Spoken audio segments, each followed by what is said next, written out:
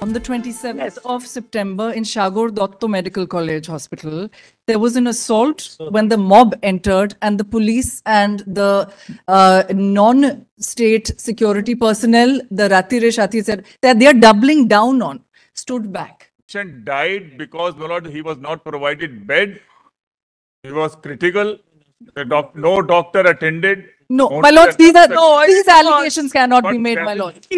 These allegations cannot be made. খেলা একদম ঘুরে গেছে। আগে যেরকম খেলা হতো এখন আর সেরকম খেলা হয় না। গোটা দেশের সঙ্গে আজকে গোটা পশ্চিমবঙ্গের মানুষের নজর ছিল সুপ্রিম কোর্টের দিকে, যে আরজি কর মামলার আজকের শুনানিতে ঠিক কি হতে চলেছে। আমরা কিছু অদ্ভুত ব্যাপার দেখলাম এই শুনানির, আজকের শুনানির প্রথম দিকে। গত 3টে শুনানিতে যে মামলাটা 1 নম্বরে ছিল, প্রধান বিচারপতি বসার সঙ্গে সঙ্গে যে মামলা শুরু হয়ে যেত, আজকে সেই মামলাটা চলে গেল 42 নম্বরে। পরে আমরা জানতে পারলাম দুপুর 2টোর পর শুনানি হবে। আমরা দেখলাম বিকাল 4:30 পর শুনানি হলো। মাত্র 1 ঘন্টা সময় ছিল, ওই 4:30 থেকে 5:30 শুনানি খতম। কি হলো? মোটের ওপর কিছুই হলো না। আর যেটা হলো সেটা আরো মজার। ওই যে বললাম না, খেলা সম্পূর্ণ ঘুরে গেছে। আগে যে দোষগুলো মমতা বন্দ্যোপাধ্যায়ের সরকার এবং স্বাস্থ্য দপ্তর মানুষের উপর চাপিয়ে দিত, সেই দোষগুলো এখন মমতা বন্দ্যোপাধ্যায়ের স্বাস্থ্য দপ্তর, মমতা বন্দ্যোপাধ্যায়ের রাজ্য সরকার জুনিয়রদের উপর চাপিয়ে দিচ্ছে। মজার ঘটনা, খেলা ঘুরে গেছে। ঠিক কি হলো আজকে সুপ্রিম কোর্টে ঠিক কি হলো সবটা শোনাবো আপনাদের। ইনফ্যাক্ট দেখাবো আপনাদের কি হলো। এই গুরুত্বপূর্ণ প্রতিবেদন শেষ অবধি দেখুন। আমি মানব, দা নিউজ বাংলায় আপনাদের স্বাগত জানাচ্ছি। আমার পেছনে যে ভিডিওটা আমি আপনাদের শোনালাম, সেখানে আপনারা দেখলেন যে করুণা নন্দী আইনজীবী, তিনি এই সাগর দত্ত মেডিকেল কলেজ হাসপাতালে যে জুনিয়র ডাক্তার নার্সদের যে মারা হয়েছিল, রোগীর আত্মীয়রা মেরেছিল, সেই নিয়ে কথা উঠলেন। এর আগে আরজি করের ঘটনার আগে এই বাংলার সাধারণ মানুষ, রোগীর আত্মীয় স্বজনরা যদি বেড পায়নি, ডাক্তাররা চিকিৎসা দেয়নি, স্বাস্থ্য দপ্তরের গাফিলতি, এই ধরনের কথা তুলতো, তাহলে মমতা বন্দ্যোপাধ্যায় সরকার এবং স্বাস্থ্য দপ্তর সেটা সাধারণ মানুষের দোষ হিসাবে দাগিয়ে দিত। তারা বলতো সবাই মিথ্যা কথা বলছে, বেডও আছে, ডাক্তারও আছে, চিকিৎসাও হয়েছে। কিছু মানুষ, বিরোধী দলের কর্মীরা সরকারের নামে কুৎসা রটাচ্ছে, এমনটাই বলা হতো। কি ঠিক কিনা? আর এখন এই আইনজীবী করুণা নন্দী যখন বললেন যে আরজি কর মামলার শুনানিতে, তিনি বললেন সাগর দত্ত মেডিকেল কলেজ হাসপাতালে হামলা হলো, এত কিছুর পরেও জুনিয়র ডাক্তার, নার্স, এদের উপর হামলা হচ্ছে, রোগীর বাড়ির লোক হামলা করছে, এবং এটা আপনারা দেখুন তাহলে নিরাপত্তা কোথায় আছে। এটা বলার সঙ্গে সঙ্গে রাজ্যের যিনি আইনজীবী, বিখ্যাত আইনজীবী কপিল সিব্বাল, তিনি বললেন ডাক্তার না দেখায় এই রোগীটির মৃত্যু হয়েছে, এই রোগীটিকে বেড দেওয়া হয়নি, এই রোগীর চিকিৎসা হয়নি। ভাবতে পারছেন? ওই প্রথমেই বললাম না, খেলা ঘুরে গেছে। আগে যে সরকারটা বলতো মানুষের দোষ, চিকিৎসা দেওয়া হয়েছে, ডাক্তার দেখেছে, বেড দেওয়া হয়েছে, সেই সরকারটা এখন নিজে বাঁচতে জুনিয়র চিকিৎসক এবং ডাক্তারদের উপর নিজের তীর ফিট করে রেখেছে। এখন এই সরকারের আইনজীবী বলছে যে মরণাপন্ন রোগী এসেছিল, তাকে বেড দেওয়া হয়নি, তার চিকিৎসা করা হয়নি। ভাবুন খেলাটা কোথায় গেছে। মমতা বন্দ্যোপাধ্যায় সরকার এখন জুনিয়র ডাক্তার এবং নার্সদের বিরুদ্ধে খেলছে। আজকে আর কি হলো? প্রভাবশালী তত্ত্ব উঠলো আরজি কর মামলায়, আবার সেই প্রভাবশালী তত্ত্ব। এবং এখানে জুনিয়র ডাক্তারদের আইনজীবী ইন্দিরা জয়সিং বলছেন যাদের বিরুদ্ধে অভিযোগ তাদেরকে সাসপেন্ড এখনো করা হয়নি, ইমিডিয়েটলি 7 জনকে সাসপেন্ড বা নিলম্বিত করার দাবি তুলেছেন জুনিয়র ডাক্তারদের আইনজীবী ইন্দিরা জয়সিং। স্বাভাবিক ব্যাপার, মমতা বন্দ্যোপাধ্যায় যেমন বিরোধী নেত্রী যখন ছিলেন বারবার বলতেন যে যাদের বিরুদ্ধে অভিযোগ তাদেরকে পদে রেখে বিচার হবে না। মমতা বন্দ্যোপাধ্যায়কে আমরা প্রায় 2001 থেকে 2011 10টা বছর বলতে শুনেছি। কি বলতে শুনেছি শুনুন আপনারা। কারো বিরুদ্ধে কোনো শাস্তি হয়নি, দিন ধরে যাদের বিরুদ্ধে অভিযোগ তাদের পজিশনে রেখে দিয়ে কাজ করানো হচ্ছে, তার মানে কি তারা এভিডেন্স লোপাট করছেন না? সঠিক বলেছেন। এবার সেই এক জিনিস বলতে শুনলাম জুনিয়র ডাক্তারদের আইনজীবী ইন্দিরা জয়সিংকে মমতা বন্দ্যোপাধ্যায়ের বিরুদ্ধে। কি অদ্ভুত ভাবে খেলাটা ঘুরে গেছে না? লঙ্কায় যেই যায় সেই রাবণ। বিরোধী নেত্রী হিসেবে যেটা বলতেন সেটা এখন মুখ্যমন্ত্রী হয়ে একেবারে ভুলে গেছেন। ইন্দিরা জয়সিং বলছেন, এবং এখানে আর্জি জানিয়েছেন জয়েন্ট প্ল্যাটফর্ম অফ ডক্টরস এর আইনজীবী করুণা নন্দীও একই আর্জি জানিয়েছেন। করুণা নন্দী তিনি বলেছেন, যেহেতু দুর্নীতির তদন্ত করছে সিবিআই, তাই তদন্তের স্বার্থে কয়েকজন প্রভাবশালী স্বাস্থ্য দপ্তরের কর্তা বা ডাক্তার এদিকে নিলম্বিত করা হোক, সাসপেন্ড করা হোক। কারণ যাদের বিরুদ্ধে দুর্নীতির অভিযোগ, এই কাণ্ডে জড়িত থাকার অভিযোগ, তাদেরকে নিজেদের পদে রেখে কিভাবে তদন্ত হবে? ওই একই কথা যেটা বলতেন মমতা বন্দ্যোপাধ্যায় যখন বিরোধী নেত্রী ছিলেন। চাকা ঘুরছে খেলার, তাই না? সেই এক খেলা। জাল ওষুধের চক্রের অভিযোগ উঠল। জনস্বার্থ মামলা যিনি করেছেন সেই তার আইনজীবী ফিরোজ এজুলটি বলেছেন যে হাসপাতালে জাল ওষুধের একটা চক্র চলছে। 2003 সালে চন্দন সেন চিকিৎসক মারা গিয়েছিলেন।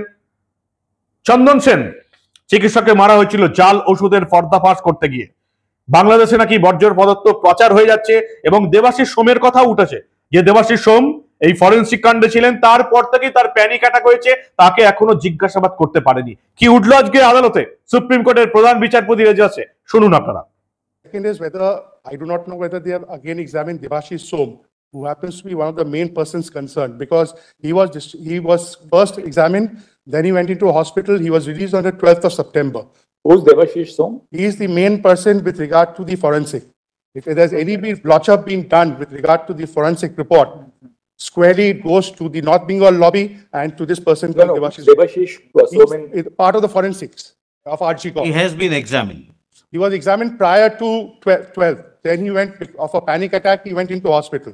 Actually, that's what newspaper reports say. He was an employee of the Calcutta police, or? No, he's a doctor from RG Corp. Yes. He's a forensic doctor from RG Corp. And who happens to be very close to the person, Molai, Banerjee or Chatterjee, I don't remember, and the main person who was the head. This Chandan Sen belonged to Ranaghat Municipal Hospital. He was murdered in the year 2003. Same fact. He was murdered, she was murdered. What was the racket involved? The racket involved was with regard to fake medicine. Medicine being sent out. And there was also a Bangladeshi module as per the reports of that point of time. As far as RG Corp is concerned, there is also a Bangladeshi module, whereby the bio waste was being sent into Bangladesh. Supreme কোর্টে আজকে CBI status report দেখলো supreme court, এবং প্রধান বিচারপতি পরিষ্কার বলেছেন CBI এই তদন্তে অনেক গুরুত্বপূর্ণ তথ্য সামনে এসেছে, তারা তদন্ত চালিয়ে নিয়ে যাবে। বিভিন্ন রকমের তথ্য প্রমাণ লোপাটের কথা উঠেছে। সিবিআই এই তদন্তে এই মুহূর্তে এখনো অনেক গুরুত্বপূর্ণ তথ্য উঠে আসছে, ফলে সিবিআই কে আরো সময় দেওয়ার পক্ষপাতী অন্তত প্রধান বিচারপতির ডিভিশন বেঞ্চ। এবং জুনিয়র ডাক্তারদের আইনজীবী ইন্দিরা জয়সিং বলেছেন এটা সাধারণ খুন এবং অত্যাচারের ঘটনা হিসেবে দেখলে ভুল হবে। আমাদের কাছে 4 জনের নাম রয়েছে, 2 জনের নাম আমরা সিবিআই কে দিয়েছি। এই 4 জন অকুস্থলে ছিলেন। পাশাপাশি তদন্তের আওতায় আসা হাসপাতালের 7 জনকে আপাতত সাসপেন্ড করা হোক। আমরাও একই দাবি তুলেছি।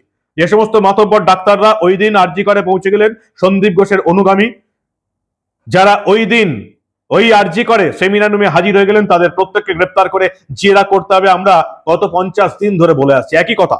সেই কথা এবার তুলেছেন এই ইন্দিরা জয়সিং এবং বাকি আইনজীবীরা। করুণা নন্দী ওই একই দাবি তুলেছেন। এবং যেটুকু দেখা যাচ্ছে যে রাজ্যের আইনজীবী বলেছেন 15ই অক্টোবরের মধ্যে 28টি হাসপাতালে সিসিটিভি বসানো হবে। রাজ্যের উপর ভরসা না করে সুপ্রিম কোর্টের প্রধান বিচারপতির বেঞ্চ পরিষ্কার বলেছে আগামী 31শে অক্টোবর অব্দি আপনাদের সময় দেওয়া হলো, আপনারা সমস্ত হাসপাতালে সিসিটিভির কাজ সম্পূর্ণ করুন। কলকাতা পুলিশের প্রাক্তন সিপি বিনীত গোয়েলের বিরুদ্ধে অভিযোগ উঠেছে। হাইকোর্টে মামলা দায়ের হয়েছিল যে তিনি নির্যাতিতার নাম বলেছেন, সেই নিয়ে অবশ্য আজকে কিছু বলতে চাননি প্রধান বিচারপতি বেঞ্চ। কারা তদন্তের আওতায় আছে সিবিআই এর কাছে নাম চাইল সুপ্রিম কোর্ট।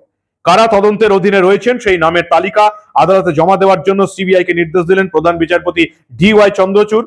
কোন 5 জনকে সাসপেন্ড করা হয়েছে, কেন সাসপেন্ড করা হয়েছে সেই নামের তালিকাও তিনি জানতে চান।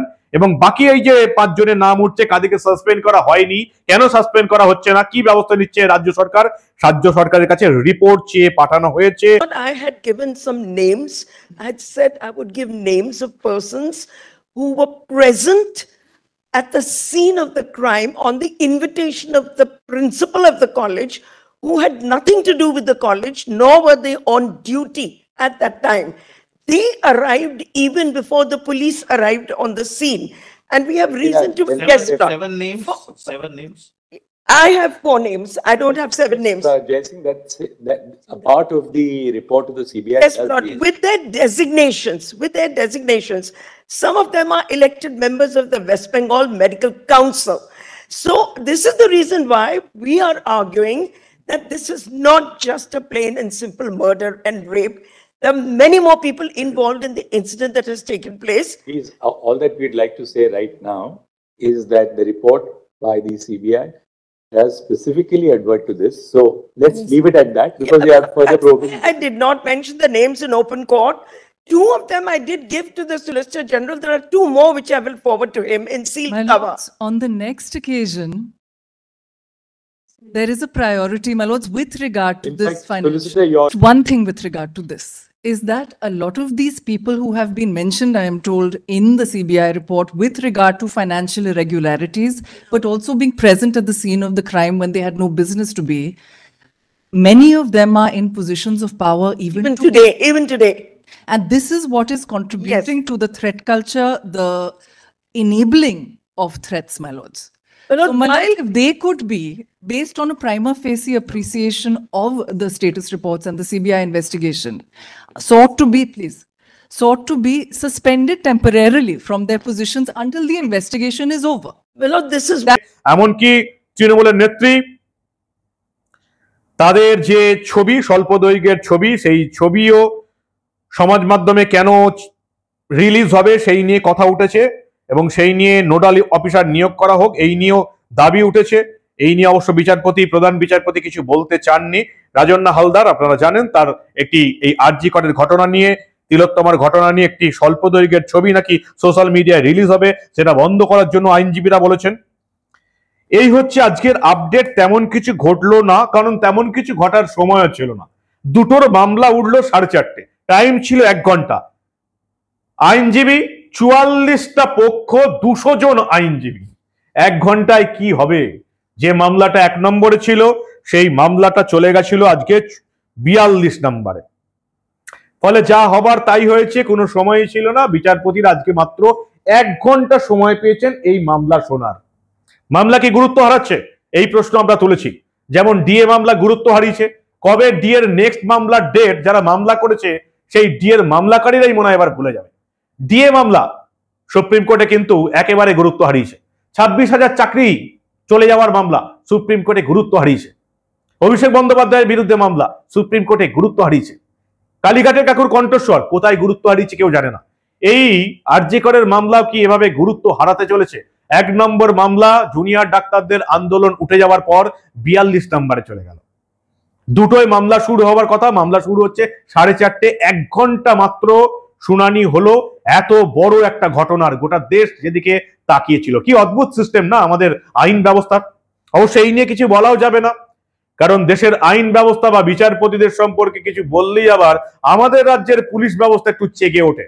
তারা আবার যে কোনো সাংবাদিকদের বাড়িতে পৌঁছে যায় এবং যত রাজ্যের যেখানে যার হাতে মোবাইল থাকুক, ল্যাপটপ থাকুক, অন্যান্য সিস্টেম থাকুক, সেগুলো বাজেয়াপ্ত করে বাড়ি চলে আসে। ফলে আইন নিয়ে তো কিছু বলাও যাবে না। তবে দেশের প্রধান বিচারপতি DY চন্দ্রচূড় সিবিআই তদন্তের উপর ভরসা রেখেছেন। ফলে কি করব, আমাদেরকেও দেশের সংবিধান যারা মেনে চলি, দেশের আইন যারা মেনে চলি, তাদেরকেও দেখতে পাচ্ছি তদন্ত ঠিকঠাক এগুচ্ছে না। 50টা দিনের বেশি চলে গেছে, তবু সিবিআই এর উপর ভরসা রাখতে হবে, কারণ দেশের প্রধান বিচারপতি এমনটাই মনে করছেন। আমাদের আবার দায় আছে দেশের সুপ্রিম কোর্টকে মানার, দেশের সংবিধানকে মানার, দেশের আইনকে মানার। তাই 50 দিন কেটে যাবার পরেও দেশের সুপ্রিম কোর্টের প্রধান বিচারপতি বলছেন সিবিআই এর উপর ভরসা রাখতে হবে। দেখা যাক আর কতদিন সিবিআই এর উপর ভরসা রাখা যায়। গ্রেপ্তারিতে কেন দেরি হচ্ছে? এই সমস্ত মাতব্বর ডাক্তারদের যারা এখনো নিজেদের পদে বসে আছে, যাদেরকে দেখা গেল ঘটনার গাফিলতি করতে, তথ্য প্রমাণ লোপাট করতে, তাদেরকে এখনো কেন গ্রেপ্তার করা হচ্ছে না? বাংলার মানুষ এই প্রশ্নটা কিন্তু তুলছে। এটা কিন্তু তুলবে, এটা কিন্তু উঠবে। যতই প্রধান বিচারপতি সিবিআই এর উপর ভরসা রাখুন, সিবিআই কেন মমতা বন্দ্যোপাধ্যায়ের প্রশাসনের, মমতা বন্দ্যোপাধ্যায়ের সরকারের সেই মাথাগুলোকে ধরতে পারছে না যাদের বিরুদ্ধে প্রমাণ লোপাটের অভিযোগ উঠেছে? কি বলবেন আপনারা? আপনাদের মূল্যবান এবং গুরুত্বপূর্ণ মতামত জানান দা নিউজ বাংলার কমেন্ট সেকশনে। আর দেখতে থাকুন দা নিউজ বাংলা। আমরা আরজিকর কাণ্ডে এই ধরনের কোনো ঘটনা চেপে রাখতে দেব না।